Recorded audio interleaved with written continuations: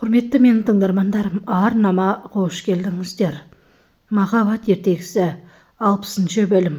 Асаф төре Рашидке хабарласып, Сәлім Джеланы алып кеткенін айтты. Соны білесіз бе деді. Сол кезде Магир атасына сөйлесеміз бе деп кірді. Барлығы Севданың ауруханаға түсіп келгені жайлы айтты. Гүлюзар болса, сен ауруханаға жатып кепсің ғой, жағдайың қалай деді. Бірнеше анализдер тапсырып келдім. Ертең жауабы шығады деді. Сол кезде Асаф төре, жүріңдер, кешкі тамағымызды жейік деді. Севда болса, ферманды деді. Ал Қауыш пен Құршит ферманға барлығын үйдегілерге айтасын. Болмаса өзім айтам деді. Сол кезде ферман, сен не үшін мені бопсалап отырсың деді Қауышқа. Жанфиза мен Магир бөлмелеріне тамақтанды. Магир Жанфизаға, маған тамақты өз қолыңмен берші, жаным деді. Сол кезде Жанфизаны көтерем деп Магир белін ауыртып алды. Саған банка қояйын ба деді. Қандай банка? Қайдағын айтпай сандырақтамай отыршы деді. Белі ауырып отқан Магирге ферман келіп, менің басым дауға қалды. Магир, құтқаршы мені. Не істейм енді? Хүршет пен Қаваш біліп қойыпты деді. Бар құпиямызды деді. Сол кезде Магирдің бөлмесіне Афет ханым келді. Әже, кел. Мен ауырып атқанда барлығың осы бөлмеден шықпай қалдыңдар ғой, деді.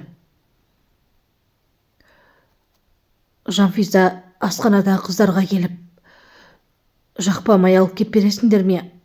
Дәріханаға барып деді. Магирдің белі ауырып жатыр деді. Барлығы де күліп қарады. Афет ханым ферман отқан жерде атаңа сөйлесші деді. Мен жаным қиналып кетті деді. Сөйлестім, әже, бірақ жыламашы енді, барлығы шешіледі ғой деді. Сәл қылықты болсайшы деді. Салих пен Сара серуендеп, Салих шарларды атып жатты. Сол кезде Сара, мен де аталамын, менің қолымнан да келеді, деді. Сол кезде жарайды деп оған атқызды. Атып тұрған кезде Салихтың қолындағы заттың кішкене бала ұрлап кетпекші болды. Салих жүгірем деп атқанда Сара оның құйрығынан атып, Салихтың құйрығынан атып келді. Салих ойбайлап қалды. Ал Сара болса, не боп қалды, айтшы, Салих қай жеріңе дейді деді.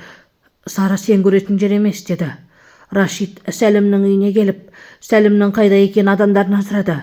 Рашид мырза, біз ол кісіні білмейміз, қайда кеткенін деді. Жанфиза Магирдің беліне жақпамай жағып берді, бірақ Магирдің белі одан да қатты ауырып кетті. Сара Жанфизаға хабарласып, мен Салихты атып жердім деді. Не, атып жергенесіз деп Жанфиза мен Магир түсінбей қалды. Жаңа шаратуға серуендеп жүрген кезде жамбасынан атып жеріппін деді. Ферман болса, Севда, сен рахаттанып ұйықтап жатсың ғой. Бүгін соңғы рет рахаттанып ұйықтағаның деді. Бүгін бар шындықты айтам деді. Ал Севда болса, неге ұйықтамадың деді. Жай болашағымызды ойладым дейді. Бүгін керемет күн ғой деді. Жанфиза бүгін жұмысқа бармайтынын, бір шаруалары бар екенін айтты. Гүлюзар болса, Күршет мырзаны ойлап отыр, Әзіра ханымның айтқан сөздерін.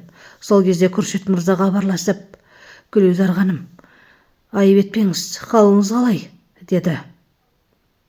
Афет Асаф төреге еріне қызылдалап жағып кофе апарды. Еріңді бояғансың ба деді. Жоқ, шай ғана далап қой деді. Севда асханаға келді. Неге ештеңе дайын емес? Дастарханда ештеңе дайындамапты. Бүгін менің туған күніме болмайтын тамақ па деді. Жанфиза зергерге келіп, білезіктерін өткізіп, ақшаны алып шығып келе жатқан кезде оның артынан Магир ізінен ерді. Асаф төре Сәлімнің үйіне келіп, Сәлімді сұрады. Оның басқа да үйі бар ма деді. Я бар, бірақ онда да бармаған. Біз Сәлім мырзаны өзімізде таппай жүрміз, деді. Күршет Жанфизаның дүкеніне құттықтау айту үшін кілем алып келді. Қызым, қалайсың деді. Мен ішке кірейін, құтты болсын деді. Әжеңнен естіген едім дүкен ашқаныңды деді. Менің жағдайымды сұрауға келмесең де деді. Әке, Махирдің маңдай терімен тапқан дүниесіне сенің дүниеңді араластырғым келмейді. Бұл жерден кетші деді. Кетіп бара жатқан кезде алдынан Махир шықты. Қапаланып кетіп жатқан кезде Күршет тоқташы деді. Жанфизаға барлығында айтам деді. Айтпа, ол сені тастап кетеді деді. Ферман Эфсанеге келіп, мен бар шындықты айтам үйдегілерге деді. Ал Афет ханым флешкада не бар екені, бұл не өз екенін түсінбей ары-бері аударып қарап жатты. Дәмхананың егесінің артынан Махир оның не айтып жатқанын аңдып келе жатты. Бұл не туралы айтып жатыр екен деді. Жанфиза біреумен сөйлесіп жатыр. Махирге кешке Сарамен кездесем, әжеме барам, әжемді сағындым. Сен менің әжеме баруға қарсы емес шығарсың деді. Жоқ, қарсы емеспін, бірақ онда әкең бар ғой деді. Әкем онда болмайды екен деді. Жарайды, бара ғой деді. Гүлюзар мен Күршет дәмханада жолықты. Сол кезде Гүлюзар, Күршет мырза, ені жолықпай-ақ қояйық. Біздің бұл әрекетімізді үйдегілер көрсе дұрыс түсінбей қалар деді. Несі бар Гүлюзар ханым, сізге тәтті-пәтті алып берейін деді. Афет ханым Фелектен мынау не зат деп сұрады. Бұл флешка ғой. Афет ханым деді. Ферманның компьютерін әкелші деді. Севда болса көйлегін ары-бері кешкі туған күнге дайындық үшін және де Ферман алға тағат деп ойлады. Махир болса Жанфиза қайта кет дегенде ойланып тұр. Афет үй ішіндегілердің жаңа жылда жасаған бейне жазбасын қарап отырды.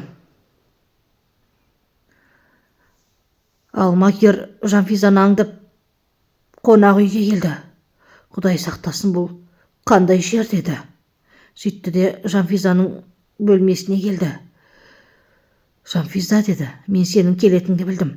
Сен зергерлік дүкенінен бастап менің артымнан аңдып келдің ғой. Сенімен ойнағым келді. Бүгін сен және мен боламыз деді. Афет ханым бар шындықты білді. Эфсаненің Ферманнан жүкті екенін, Гүлюзардың Севдаға бар шындықты айтқаны. Осы кезде Ферман бар шындықты айтпақшы болды. Хавушты айт деп ымдай берді.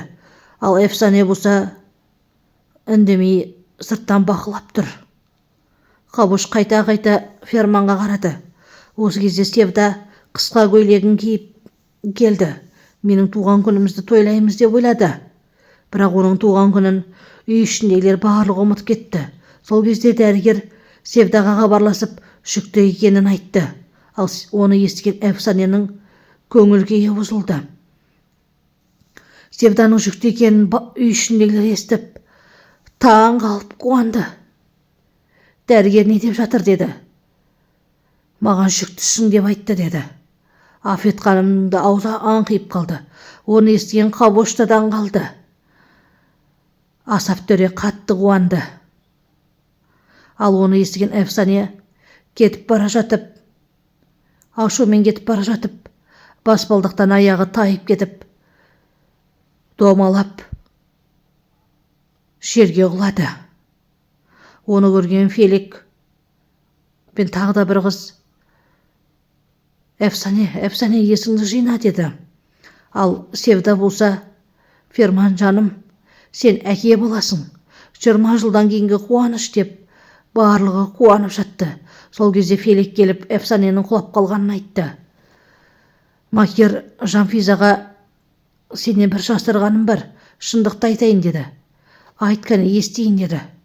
Сол кезде сенің әкең туралы Жанфиза, бірақ тастап кетпеймін деп уәде берші деді. Махир айтса енді деді. Сенің әкең екеуміз біз операция жасап отырмыз. Ол мемлекеттік қызметкер деді. Онда сен қашаннан бері деді. Сәлімнің үйінен шыққаннан бастап деді. Онда сен сол кезде неге бар шындықты айтпадың? Тура қазіргідегідей айтпадың ба сол кезде? Сен өзімшілсің, Махир, өзімшілсің деп Жанфиза ашуға мініп қонақ үйден шығып кете барды. Сол кезде Магер: Жанфиза, мен сенің артынан іздеп әкең үйіне бармайын, деді. Афет ханым, ферманда ұрып жатыр. Сенің бұл не істегенің? Сені өлтіріп салу керек. Әфсанені жүкті қып, түнгі көбелек қызбен не шатағың бар, деді. Сол кезде Гүлзар келіп, Әфсаненің жағдайы жақсы, ертең үйге шығарады екен, деді. Бірақ не болып жатыр, деді. Күршет Әзіра ханым, яғни анасына: Жанфиза мені кешірмеді, деді. Сол кезде Жанфиза келіп: әке, сен мені кешірші, деп әкесінің құшақтап алды. Оны көрген Әзіра ханым қатты қуанды. Магер қайда, деді. Бірақ Магердің қайда екенін Жанфиза айтпады. Мабиш ханым да оның артынан бақылап отыр. Ал Севда болса жүкті екенін естігелі бар жағдайын жасаңдар. Баламның әкесі Ферман қайда? Ферманды шақырыңдар, деді. Ал Ферман болса не істерін білмей отыр. Фильмнің жалғасы бар.